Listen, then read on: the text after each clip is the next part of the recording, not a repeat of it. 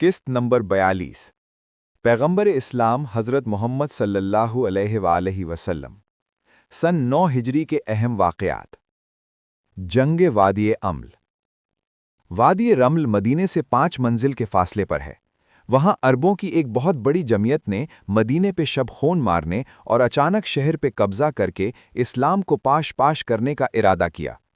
حضرت کو جیسے ہی خبر ملی، آپ نے ایک لشکر روانہ کیا اور علم بردار ابو بکر کو بنایا۔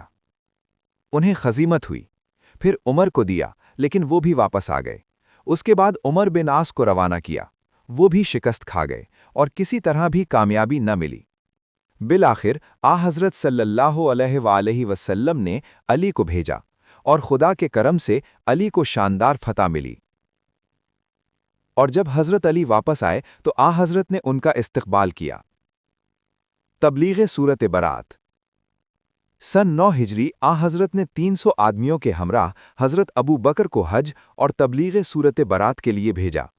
آپ زیادہ دور نہ جا پائے تھے کہ واپس بلا لیے گئے اور ذمہ داری علی کے سپرد ہوئی۔